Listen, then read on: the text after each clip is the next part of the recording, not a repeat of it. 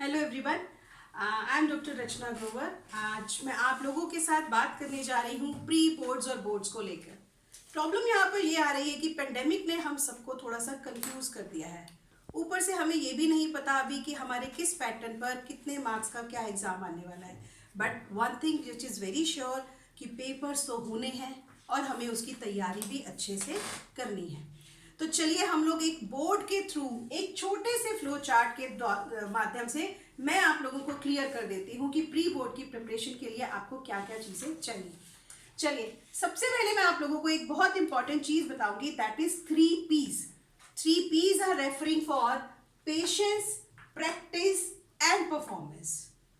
Patience has to be needed for everyone nowadays. Patience इस बात की कि मैं पूरे साल चाहे ऑनलाइन पढ़ रहा था, चाहे ऑफलाइन पढ़ रहा था, चाहे मैंने सेल्फ स्टडी की, मैंने बहुत अच्छे से की। मैंने अपने आप को हमेशा तैयार रखा था कि मुझे बोर्ड्स देने हैं। अगर मेरे अंदर, मेरे दिमाग में ये पेशेंस रहती है तो कहीं ना कहीं मैं अपनी प्रिपेरेंस में बहुत अच्छे से कॉन्फिडेंट रहता हूँ। सेकेंड पॉइंट आ जाता है practice, that is also needed. आप लोगों की यूटीज के टाइम पर, आप लोगों के हाफ ईयरली के टाइम पर कहीं ना कहीं आपकी टीचर्स ने आपको कभी 2 चैप्टर्स के आपसे टेस्ट लिए, कभी 2 चैप्टर्स के आपसे असाइनमेंट बनवाए। इस तरीके से आपकी प्रैक्टिस उन्होंने करवाई है। Now the matter is this कि अब इस प्रैक्टिस को मैंने फ्रूटफुल कैसे करना है, तो वो मेथड मैं आपको यहाँ पर बता दूंगी। थर्ड हमारी बात आती है परफॉर्मेंस। यूटीज के थ्रू आपकी परफॉर्मेंस 20 मार्क्स के बेस पर थी, 40 मार्क्स के बेस पर थी, 50 मार्क्स के बेस पर थी और 80 मार्क्स के बेस पर थी। प्रॉब्लम ये आई कि मैंने स्कोर करना था 70%, मेरे तो 40% आए। मैंने स्कोर करना था 90%, मेरे तो 70% आए। तो कहाँ लैक आ रहा है? सो वो जो लैक है उसको कंप्लीट करने का काम और उसको खत्म करने का काम हम इस बोर्ड के थ्रू आपको बताने जा रहे हैं। So hello students, again I am going to tell you about pre-board preparation. So ready to write it down somewhere or just keep it in mind, that is up to you. पहले हम बात करेंगे कोई भी subject, आप humanities से हैं, science से हैं या कॉमर्स से हैं, किसी भी सब्जेक्ट के आपको on an average 10 to 12 chapters मिल रहे हैं जिनकी अपनी अपनी मार्किंग स्कीम है। कोई चैप्टर बहुत ज्यादा मार्क्स लेकर आ रहा है, किसी चैप्टर के सिर्फ 2 मार्क्स हैं या 4 मार्क्स हैं। अगर आपके पास वो ब्लूप्रिंट है अपने मार्क्स का, तो आपके दिमाग में बहुत अच्छे से ये चीज क्लियर हो जानी चाहिए कि वो पर्टिकुलर डिटेल आपको बता रही है कि किस चैप्टर को आपने कितना टाइम देना है। अब ये हमारे ऊपर होता है कि हम कम मार्क्स से स्टार्ट करते हैं या ज्यादा मार्क्स से स्टार्ट करते हैं, ये हमारी अपनी अप्रोच है। उसके बाद होता है कि हर चैप्टर को टाइम किस तरीके से देना है। तो मैक्सिमम मार्क्स वाले चैप्टर को अगर आप जिस दिन भी शुरू करते हैं तो बैठते समय ध्यान रखिए कि आपके हाथ में आपका रजिस्टर, आपकी particular book, any reference book if you have, any notes if you have, you should keep all your things in your around. आप अपने पास रखेंगे उन चीजों को और अपने हाथ में रखेंगे highlighter, pencil and pen. If that particular book और सब्जेक्ट इज हैविंग मैथ्स, तो अपने मैथ्स भी साथ में रखेंगे। आप उस चैप्टर को करते समय पूरे अच्छे से गो थ्रू रीडिंग आप कर चुके थे तो कोई बात नहीं, आपने वहां पर कुछ हाईलाइट से मार्क्स किए होंगे, कुछ पॉइंट्स, या आपके टीचर ने आपको कुछ असाइनमेंट कराया होगा, तो आप वो चैप्टर को असाइनमेंट, फ्लो चार्ट या उन नोट्स के थ्रू पूरा रिवाइज करेंगे। And keep it in mind, अपने आप से ये प्रॉमिस कर लीजिए कि 2 से 3 घंटे के बीच में मुझे ये चैप्टर करना है। जहां आप ब्रेक देते जाएंगे वहां आपके लिए प्रॉब्लम खड़ी हो जाएगी कि वो चैप्टर आपका कहीं ना कहीं रुक जाएगा, कंप्लीट नहीं हो पाएगा। सेकेंड, मिनिमम मार्क्स वाले चैप्टर को आपको फिर भी देना है 1 से 2 घंटे, क्योंकि वो वाला चैप्टर आपको देने वाला है आपके ऑब्जेक्टिव क्वेश्चंस। और अगर वो डिटेल्ड क्वेश्चन दे रहा है तो वो ज्यादा से ज्यादा 2 नहीं तो 3 मार्क्स का दे रहा है, तो आपको उस चैप्टर को 1 से 2 घंटे में कंप्लीट करना है। एक फायदा और हो सकता है कि जिस चैप्टर को मैं 2 से 3 या 4 घंटे दे रहा हूं, उसकी जगह अगर मैं मिनिमम मार्क्स वाले चैप्टर की तरफ जा रहा हूं तो हो सकता है मैं उस दिन उसके एक की जगह 2 चैप्टर्स इकट्ठे कर जाऊं मिनिमम मार्क्स वाले। ये आपका कॉन्फिडेंस है, इसमें घबराने की कोई भी बात नहीं है। पूरे साल आप लोगों ने पढ़ाई की है तो कहीं किसी भी इस चीज की कोई दिक्कत नहीं आने वाली कि इस क्वेश्चन को मैंने कैसे अटेम्प्ट देना है। आपके पास बहुत सारे सैंपल पेपर्स आते चले जा रहे हैं, असाइनमेंट्स आते चले जा रहे हैं, आपकी टीचर्स आपको बहुत अच्छे से सपोर्ट कर रही हैं। So it's only a matter of practice. Next is about Now give schedule. Schedule I have divided into 4 parts. Why 4 parts? मैं कहीं से भी नहीं मानती कि जब तक आप 10 से 12 घंटे की पढ़ाई नहीं कर लेंगे तब तक आपका कोर्स नहीं कंप्लीट होता. कोर्स कंप्लीशन के लिए क्वांटिटी टाइम नहीं चाहिए, क्वालिटी टाइम चाहिए.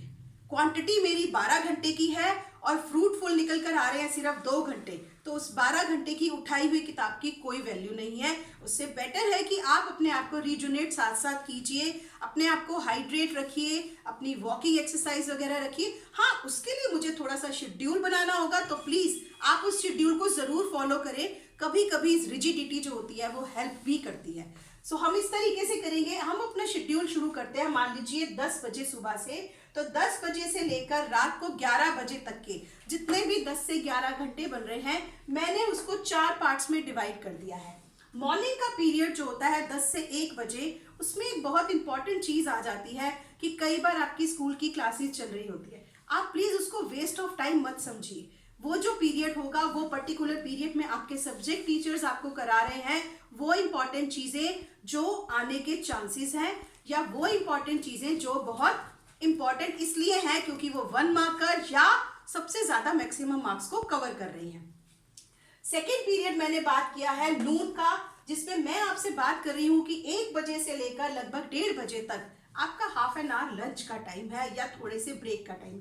ऐसा नहीं है कि उस पीरियड में सिर्फ आप लंच करेंगे और सीधा पढ़ने बैठ जाएंगे. देयर इज ऑल्सो ऑप्शन कि आप जब पढ़ रहे होते हैं तब भी आप अपने पास नींबू पानी या कोई जूस या कोई फ्रूट रखिए ज़रूर, क्योंकि खाली पेट न भजन होए गोपाला. तो जब तक पेट नहीं भरा होगा पढ़ाई भी अच्छे से नहीं होगी. नेक्स्ट हम आपके बात करते हैं 1:30 बजे से 3 बजे. 1.5 आवर के लिए वो पीरियड अच्छा है जब आप मिनिमम मार्क्स वाले सिलेबस को कवर अप कर सकते हैं. उसके बाद आप बात करते हैं इवनिंग की. यहाँ इवनिंग में मैं 3 से लेकर 4:30 तक का टाइम आपको दे रही हूँ फ्री. क्यों दे रही हूँ वो भी बहुत ज़रूरी है. आपको रिलैक्स होना है. अगर आप मेडिटेशन करते हैं तो सबसे बहुत इंपॉर्टेंट बात हो जाती है. आप मेडिटेशन नहीं करते कोई बात नहीं, आप वॉक कर सकते हैं, आप अपनी पसंद का म्यूजिक सुन सकते हैं.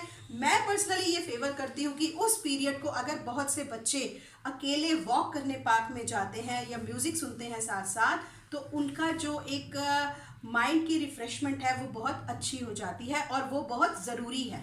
उसके बाद आप अपना टाइम देंगे 4:30 से 6:30 एक सब्जेक्ट को 2 घंटा, जिसका आपने एक पर्टिकुलर चैप्टर आज कंप्लीट करना था.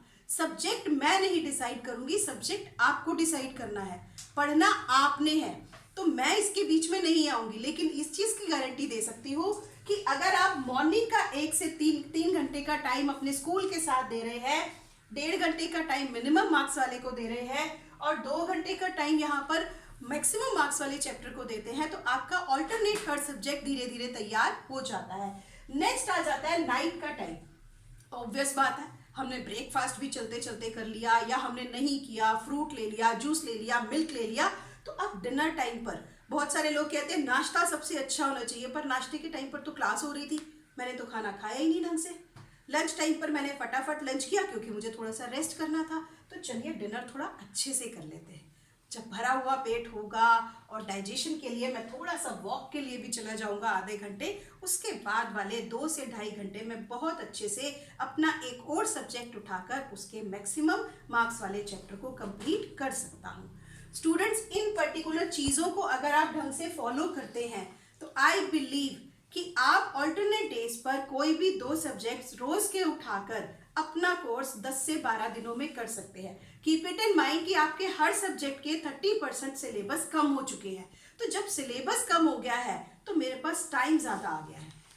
हम क्या करते हैं, नहीं सिलेबस भी बहुत ज़्यादा है, तो सिलेबस तो जितना कम होने के बाद भी अगर ज़्यादा है तो उसको कवर अप करने के लिए आपको शेड्यूल तो बनाना ही पड़ेगा. और अगर इस तरीके से आप शेड्यूल बनाते हैं तो डेफिनेटली आपके लिए बहुत अच्छा होता है. साथ ही एक चीज़ मैं आपको ज़रूर बताना चाहूँगी कि लैंग्वेज का पेपर आपके लिए बहुत इंपॉर्टेंट है. तो कहीं से गलती से भी थ्योरी के पेपर्स की तैयारी करते समय लैंग्वेज को बिल्कुल अवॉइड मत कर दीजिएगा. हफ्ते में 2 दिन 2 से 3 घंटे आप अपनी लैंग्वेज को ज़रूर दीजिए और उसके साथ राइटिंग स्किल्स की प्रैक्टिस के लिए एक अलग से 1 घंटा. अगर आप 4 घंटे लगातार देते हैं, हफ्ते में 4 से 5 घंटे लैंग्वेज को दे देते हैं, definitely it will give you a benefit. So students, all the best from my side. I am Dr. Rachna.